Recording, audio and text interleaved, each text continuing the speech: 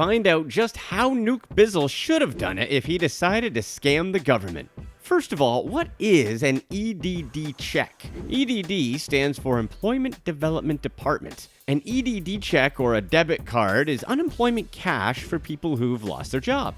This specific EDD scam was done in California where Nuke Bizzle lived. How easy was it for this guy to get $1.2 million worth of EDD money? What was he supposed to do if he didn't want to get caught?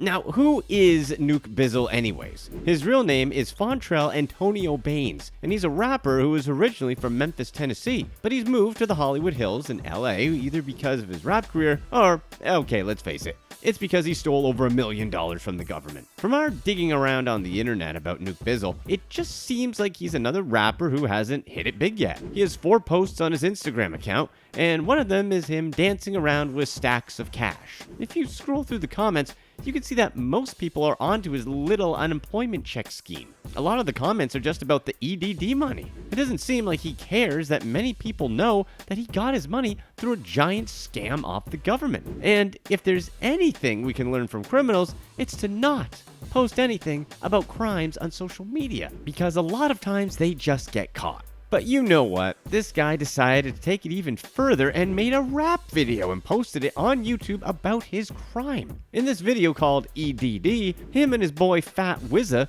are just literally rapping about scamming the government. They rap about getting rich off EDD checks as if nothing could go wrong for them. The most hilarious part has to be the fact that he started making free Nuke Bizzle merchandise ever since he got arrested. He posted the link on the page ever since his video started taking off. We definitely can't fault that entrepreneurial spirit. However, Nuke Bizzle isn't the only one taking in all the free publicity. If you check out Fat Wiz's Instagram, he's already released a single called Free Nuke Bizzle. Now, it's true, rappers do rap about a lot of illegal things. However, there isn't usually a paper trail. Obviously, they shouldn't have made a rap video describing how they did a federal crime. The problem for Nuke Bizzle was that someone from the government watched his YouTube video, and the government started an investigation as well. It also didn't help that Nuke Bizzle that the government had been on the lookout for fraud. Why? Because as unemployment has skyrocketed in 2020, so have fraudulent claims for unemployment. For example, in September 2020, Arizona had flagged roughly 1 million out of 2.4 million unemployment claims as fraud. That's more than 40%. To run an EDD scam more than once, a lot of different identities are needed. And there also needs to be places to mail the checks or the debit cards. And getting hands on the cash means creating fake identities with fake bank accounts. And that's exactly what Nuke Bizzle did.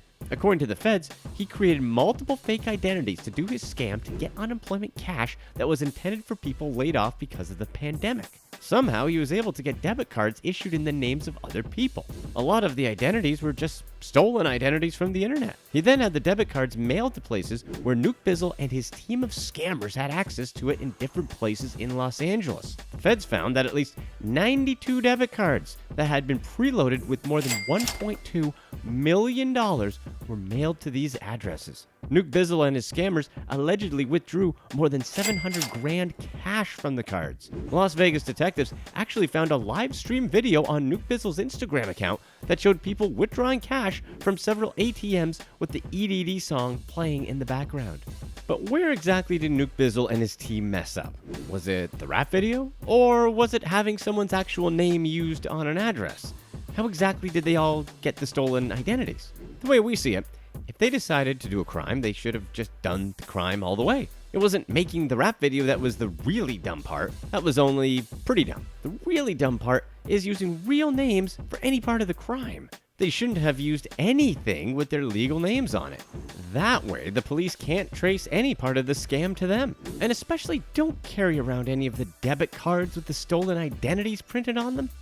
But of course, if this guy was dumb enough to make a rap video about his crimes, he wasn't smart enough to not use his real name somewhere. 74 of the EDD claims were mailed to just one single specific address. The property at that address was a rental property that offered short-term leases. Nuke Bizzle rented that property in his legal name. He was staying there between June and August 2020. He even returned to the property after he moved out just to collect the checks.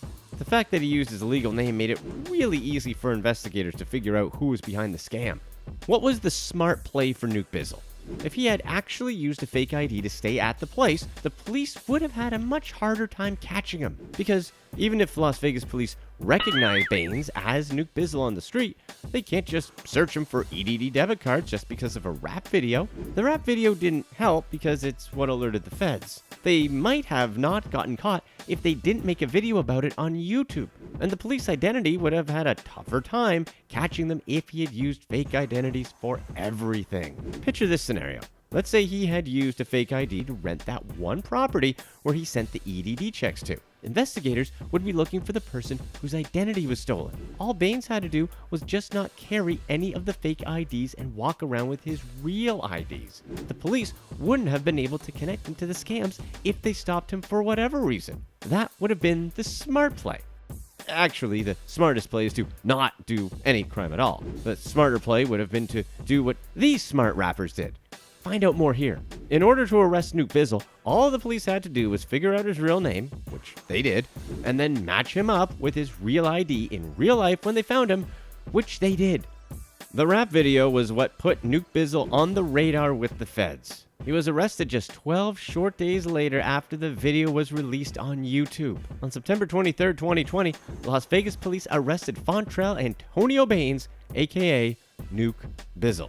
When he was arrested, police found 8 EDD debit cards, 7 of which were in the names of other people. If he's found guilty of his charges, he's looking at 22 years in prison. Here's what's next.